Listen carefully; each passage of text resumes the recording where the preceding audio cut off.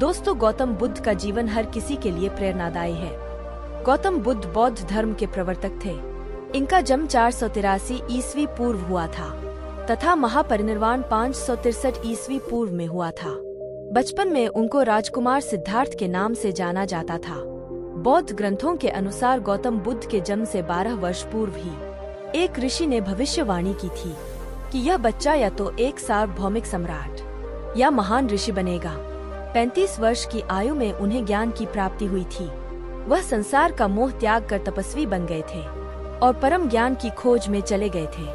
आइए आज हम आपको सिद्धार्थ के महात्मा बुद्ध बनने तक के सफर के बारे में बताते हैं। बुद्ध का गोत्र गौतम था। बुद्ध का वास्तविक नाम सिद्धार्थ गौतम था।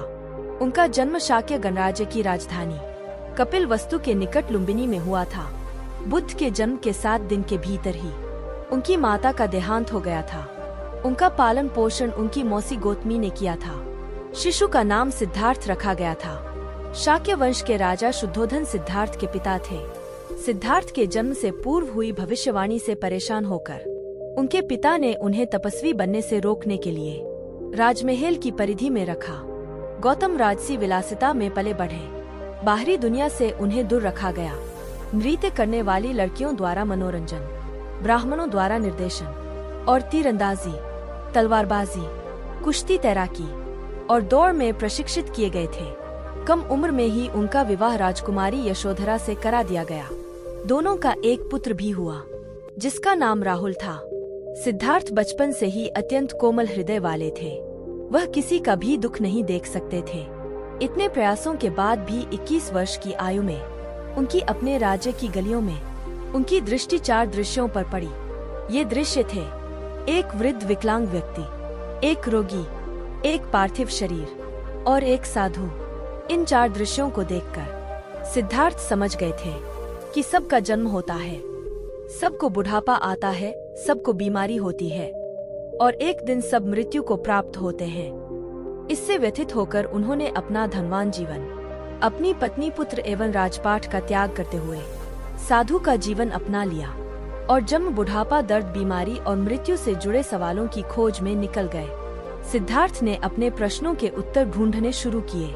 समुचित ध्यान लगा पाने के बाद भी उन्हें इन प्रश्नों के उत्तर नहीं मिले। फिर उन्होंने तपस्या भी की, लेकिन अपने प्रश्नों के उत्तर नहीं मिले।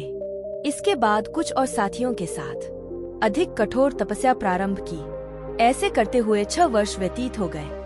भूख से व्याकुल मृत्यु के निकट पहुंचकर बिना प्रश्नों के उत्तर पाए वह कुछ और करने के बारे में विचार करने लगे थे। एक गांव में भोजन की तलाश में निकल गए। फिर वहां थोड़ा सा भोजन ग्रहण किया।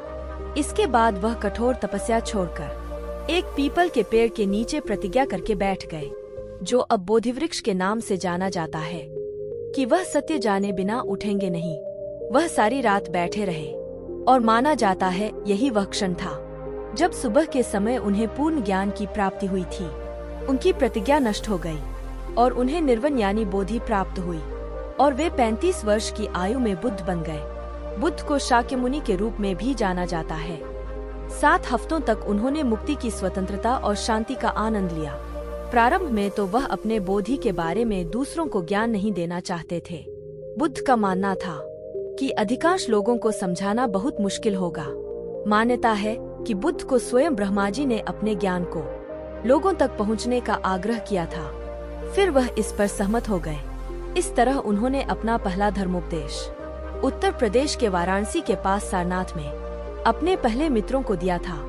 दोस्तों, वीडियो के अंत में बस इतना ही कहना चाहती हूँ। वीडियो अच्छी लगी हो तो लाइक कर देना और चैनल पर पहली बार आए हैं तो सब्सक्राइब कर दीजिए, क्योंकि इससे हमें भी प्रेरणा मिलती है आपके लिए वीडियो बनाने के लिए। धन्यवाद। हमेशा मुस्कुराते रहो और खुश रहो।